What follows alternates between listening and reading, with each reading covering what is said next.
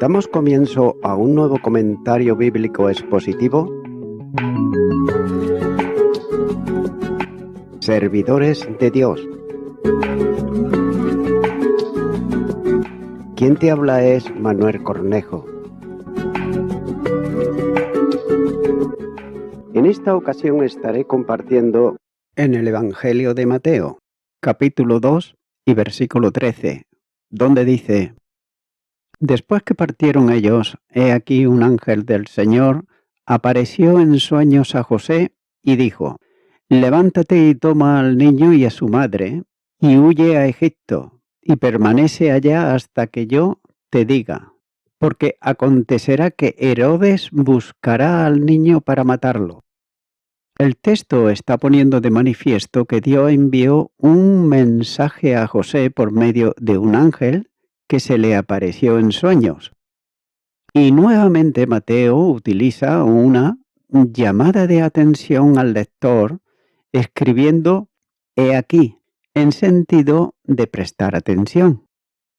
El mensaje que Dios envió a José por medio del ángel se produjo inmediatamente después de la partida del mago, cuando dice «habiendo regresado ellos». Es posible que fuese en la misma noche del día de la adoración, ya que había urgencia en que José tomase al niño y a su madre y partiese urgentemente de Belén para Egipto, cuando le dice: levantado, toma al niño y a su madre y huye a Egipto. Note que el verbo está en presente de imperativo y además expresa la idea de huir, es decir, una marcha urgente y precipitada para salvar la vida de toda la familia, de las iras y propósitos de Herodes. Sin embargo, José no conocía el peligro que se cernía sobre ello y mucho menos el modo de evitarlo. Pero Dios es quien le indica la urgencia de aquella situación y el modo de ponerlo a salvo. Y las dos cosas le son reveladas a José en sueños, y de la misma manera que había recibido la revelación sobre la concesión virginal por obra del Espíritu Santo, como señala el capítulo 1 y versículo 20. Y así también en el momento del peligro, Dios advierte a José de que Herodes buscaba al niño para matarlo. Note que lo que nadie conocía todavía, lo conocía aquel que conoce los pensamientos y las intenciones del corazón. José debía permanecer en Egipto y debía de hacerlo hasta que Dios ordenase la orden de volver, cosa que José hizo en obediencia al mandato divino. El mandato va unido a la razón que lo movía, cuando dice: porque Herodes va a buscar al niño para matarlo, literalmente destruirlo. José y María, ellos debieron de haber recibido la visita y adoración de los magos como una confirmación del mensaje dado por el ángel en la Anunciación, tanto a José, como señala Mateo capítulo 1 versículos 20 y 21, como también a María, como señala el Evangelio de Lucas capítulo 1 y los versículos 26 al 35, como también por Elizabeth a María, en el Evangelio de Lucas capítulo 1 y versículo 42, como también por los pastores sobre el mensaje que habían recibido de los ángeles, Lucas capítulo 2 versículos 8 al 19, y finalmente el de Simeón en el templo, Evangelio de Lucas capítulo 2 y los versículos 25 al 33. El gozo de los acontecimientos iba acompañado también del anuncio de dolor que produciría especialmente en María los sufrimientos de su Hijo Jesús. El Evangelio de Lucas, capítulo 2, y los versículos 34 y 35 dice: Y lo bendijo Simeón y dijo a su madre María: He aquí este está puesto para caída y para levantamiento de muchos, en Israel, y para señal que será contradicha, y una espada traspasará tu misma alma, para que sean revelados los pensamientos de muchos corazones. Y note cómo ya comenzaban aquí con el dolor de tener que abandonar el lugar donde vivían para trasladarse como huidos a Egipto. El entorno de este acontecimiento tiene que ver con el descenso del Hijo de Dios, que comenzó con la experiencia de entrar en el mundo de los hombres como hombre, cuando dice: y acá el Verbo fue hecho carne, y habitó entre nosotros, y vimos su gloria, gloria como del unigénito del Padre, lleno de gracia y de verdad. Evangelio de Juan, capítulo 1 y versículo 14. Y luego también con la pobreza de quien es poseedor de todo. La segunda carta a los Corintios, capítulo 8 y versículo 9, dice: porque ya conocéis la gracia de nuestro Señor Jesucristo, que por amor a vosotros se hizo pobre, siendo rico, para que vosotros con su pobreza fueseis enriquecidos. Y nótese cómo ahora el Creador es perseguido y huye de la criatura. No hay mente humana que pueda entender un misterio semejante de la gracia de Dios en salvación. Por otro lado, Egipto representaba en el sentido bíblico lo que tiene que ver con el mundo y sus cosas. Un lugar donde el pueblo de Dios estuvo en esclavitud y de la cual fue liberado por Dios mismo.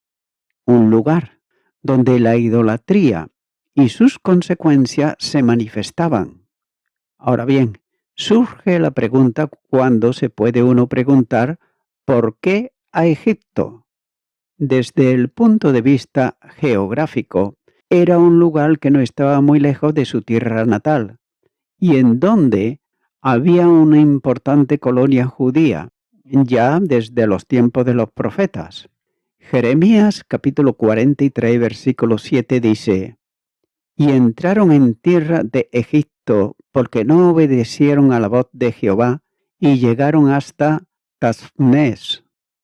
Y también Jeremías capítulo 44 y versículo 1 dice: palabra que vino a Jeremías acerca de todos los judíos que moraban en la tierra de Egipto, que vivían en Migdol, en Tasmés, en Memphis y en la tierra de Patros, diciendo: es por eso que no cabe duda que seguía habiendo judíos residentes en Egipto en los tiempos de Cristo, como se aprecia por la presencia de ellos en el día del descenso del Espíritu Santo, en Pentecostés. Hechos de los Apóstoles, capítulo 2 y versículo 10 dice: en Frigia, en Panfilia, en Egipto y en las regiones de África, más allá de Cirene, y romanos, aquí residentes, tanto judíos como prosélitos. Por otro lado, el historiador Flavio Josefo, en su tiempo había en Egipto no menos de 1 millón de judíos, la mayor parte en Alejandría. La familia de Jesús podía estar en contacto con compatriotas mejor que en otros lugares. Además, Herodes no ejercía autoridad alguna en Egipto. Sin embargo, como se aprecia más adelante en el versículo 15, la huida a Egipto haría posible el cumplimiento de la profecía de Oseas. Ahora bien, ¿hubo necesidad de esto? ¿No pudo Dios establecer otro modo para el cumplimiento de la profecía, pero menos dificultoso para la familia de Jesús? Sin duda, las posibilidades de Dios son infinitas, como infinita es su omnipotencia, pero también infinita en su sabiduría e infinita su soberanía. Dios hizo todo esto como expresión de un plan predestinado en relación con la experiencia humana de su Hijo. Y en esa dimensión lo hizo así, porque así convenía que sucediese, ya que el pensamiento de Dios no concuerda casi nunca con el pensamiento del hombre. Sus caminos son más altos que los nuestros y sus pensamientos son superiores en todos. Isaías, capítulo 55 y los versículos 8 y 9 dice: Porque mis pensamientos no son vuestros pensamientos, ni vuestros caminos mis caminos, dijo Jehová. Como son más altos los cielos que la tierra, así son mis caminos, más altos que vuestros caminos, y mis pensamientos más que vuestros pensamientos. Por tanto, la admirable sabiduría de Dios conduce todo conforme a su determinación eterna y lo hace para bendición. Continuar con el versículo 14, donde dice: Y él despertando tomó de noche al niño y a su madre y se fue a Egipto. Note que José recibió el mensaje de noche y la obediencia a lo que Dios disponía fue inmediata, ya que dice que se levantó en aquel momento de noche y tomando al niño y a su madre salió, siendo de noche en dirección a Egipto. Y de la misma manera que su antepasado Abraham, José salió de donde vivía y se dirigió a un lugar desconocido para él, confiando solo en la provisión divina. Hebreos, capítulo 11, versículo 8 dice: Por la fe Abraham, siendo llamado, obedeció para salir al lugar que había de recibir como herencia, y salió sin saber a dónde iba. También es notable observar que la referencia de la familiaridad dada a María no es la de esposa de José, sino la madre del niño. Esa era la principal relación entre los tres. No cabe duda que también era ya la esposa de José, pero la mayor dignidad para ella es la de ser la madre de Jesús. También, los dones de los magos debieron de haber servido como recursos económicos en una situación semejante, ya que la distancia entre el lugar de residencia y Egipto es pequeña. En 4 o 5 días, sin mucho esfuerzo, se podía alcanzar por el camino del Negev la frontera. El camino era relativamente seguro por las numerosas caravanas que solían ir por él en el trasiego comercial entre el norte y Egipto. Sin embargo, el camino era dificultoso por transitar por zonas desérticas, esto es, con poca población donde poder acomodarse. Por otro lado, pudo muy bien costarle a los tres unos 10 o más días llegar al lugar de destino. Ahora bien, ¿en qué lugar de Egipto se asentaron? Esta es una de las preguntas sin respuesta bíblica. Una antigua tradición, por otro lado, del siglo VIII señala a Matariat, cerca de Heliópolis, a unos 8 kilómetros de El Cairo, el lugar donde residieron mientras estuvieron en Egipto.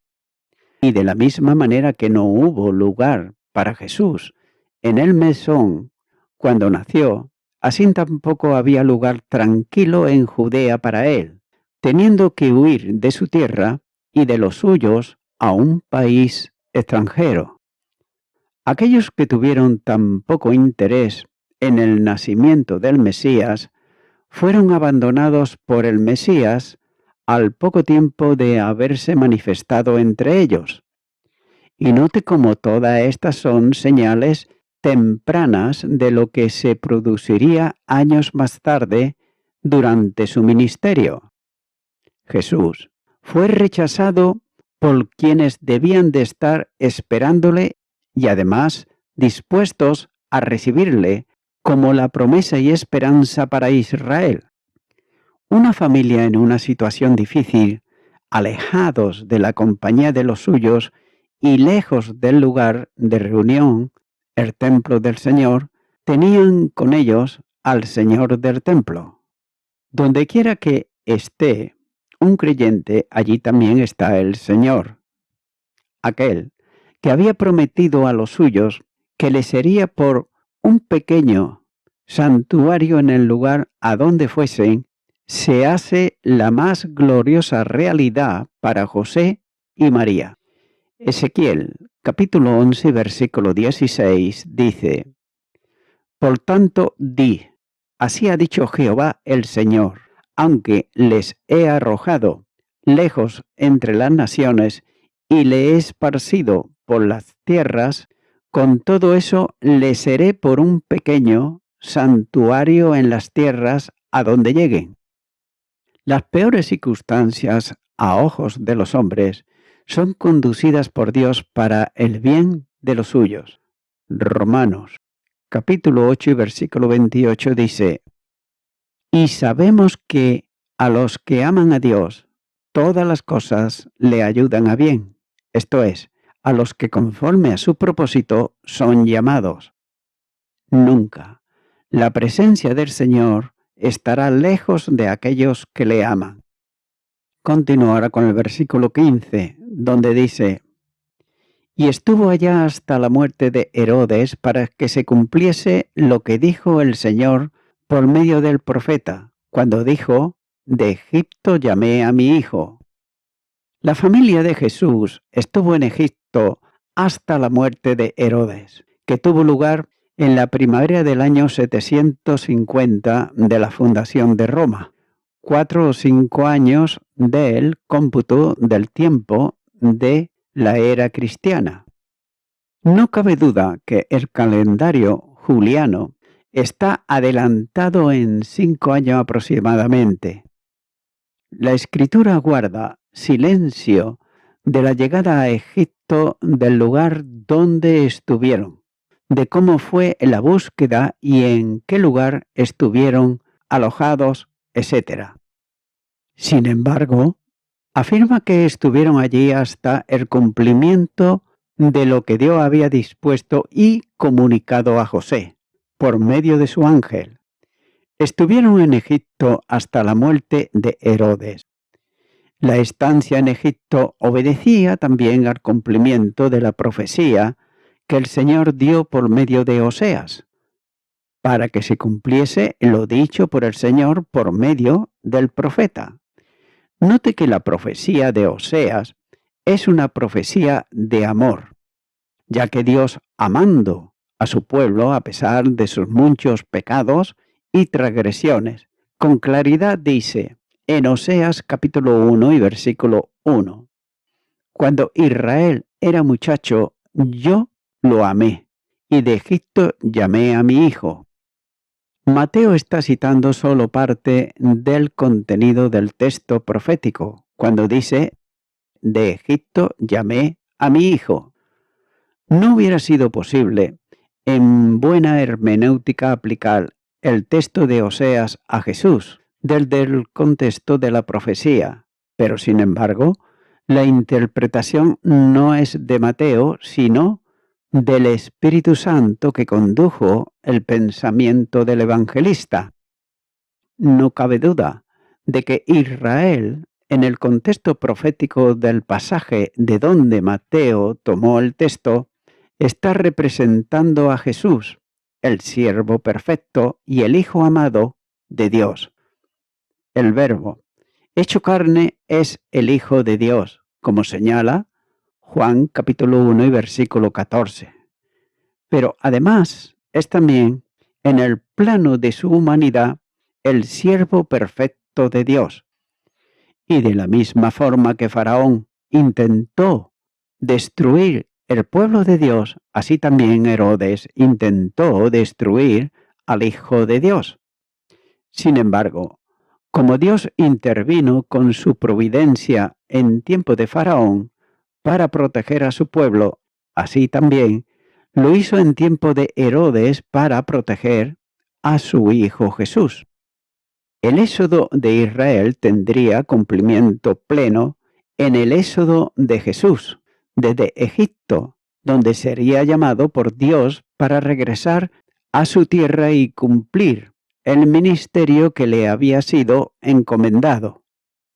Y sobre esto escribe Henningsen cuando dice que sobre este simbolismo entre Israel y Jesús, sin embargo, no es suficiente decir que Israel era un tipo de Cristo. El vínculo entre los dos es más estrecho que lo que implica en la palabra tipo, ya que Cristo vendría de Israel en su naturaleza humana. Si Israel hubiese sido destruido en Egipto, la profecía mesiánica de Génesis capítulo 22, versículos 18 y 26 no se habría podido cumplir. Por lo tanto, es muy cierto que cuando Israel fue efectivamente llamado de Egipto, Cristo también fue llamado. Y es que por eso Mateo tiene todo el derecho de decir, para que se cumpliese lo que dijo el Señor a través del profeta cuando dijo, de Egipto llamé a mi hijo. Entre los asombrosos pasajes en que Cristo y su pueblo se ponen en una estrecha unión está lo que nos dice en Hechos de los Apóstoles, capítulo 22 y versículo 7. Saulo, Saulo, ¿por qué me persigues? La propia genealogía de Mateo establece un vínculo de unión ascendente entre Cristo y los antepasados suyos hasta David y Abraham. En alguna medida, el Señor estaba en su pueblo como descendiente natural desde su humanidad de los patriarcas. Romanos, capítulo 9 y versículo 5 dice, de quienes son los patriarcas y de los cuales según la carne vino Cristo, el cual es Dios sobre todas las cosas, bendito por los siglos. Amén. En Abraham, potencialmente estaba toda la descendencia de la nación hebrea, entre ellos Jesús, el Cristo.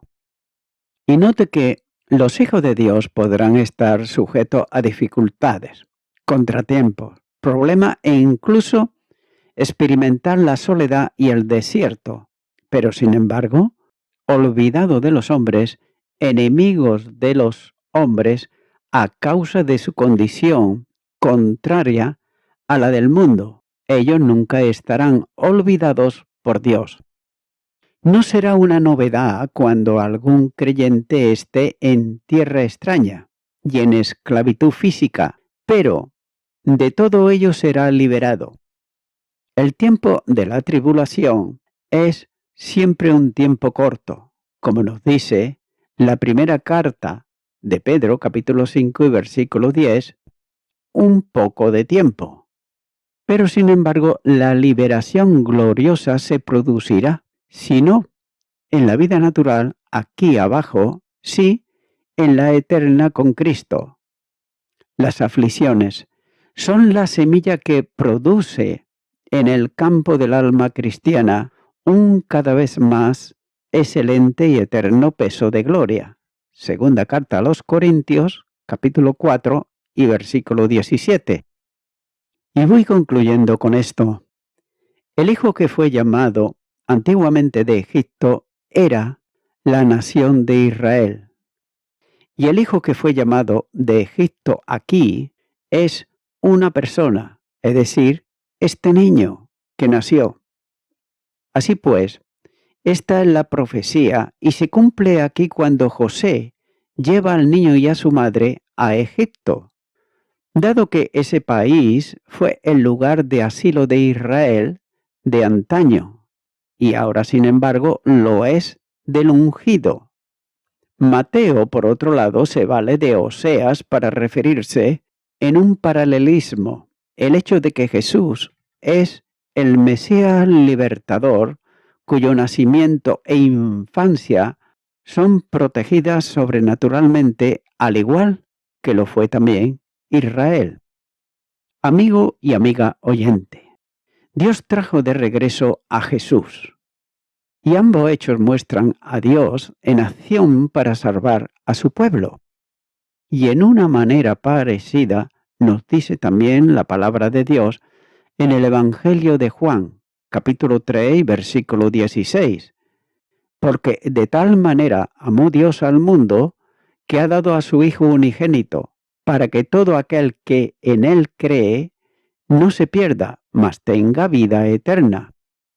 Amigo y amiga oyente, si tú crees en Jesucristo, si tú crees en su palabra, si tú crees en la obra que Él llevó a cabo en la cruz del Calvario, a favor del pecador y la pecadora que viene a Él en arrepentimiento, creyendo en esa obra salvífica, pues yo te animo ahora, en este momento, que me acompañes en esta oración que voy a hacer y repitas conmigo y di: vengo a ti, Señor Jesucristo, como una persona pecadora que soy, y lo hago en arrepentimiento, pidiéndote perdón por todos mis pecados y todos mis delitos. Los pongo ante ti y te suplico perdón. También te abro mi corazón y te recibo ahora a ti, Señor Jesucristo, como mi único y suficiente Salvador. Y te doy gracias en tu nombre. Amén.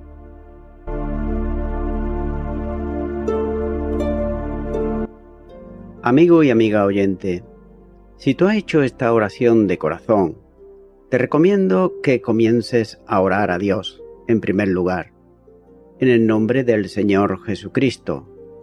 Orar a Dios no es rezar, sino que es hablar con una persona.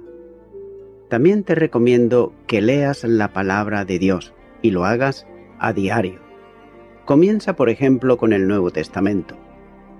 Y también, por último, te recomiendo que para que puedas crecer espiritualmente, te congregues en una iglesia cristiano-evangélica, donde se predique, se enseñe y se practique la sana doctrina y la palabra de Dios. Congrégate ahí y con el tiempo podrás crecer espiritualmente y también servir al Señor Jesucristo. Que Dios te bendiga. Y a toda la audiencia, nuevamente ya me estoy despidiendo de todos ustedes y será hasta el próximo programa. Que Dios os bendiga a todos.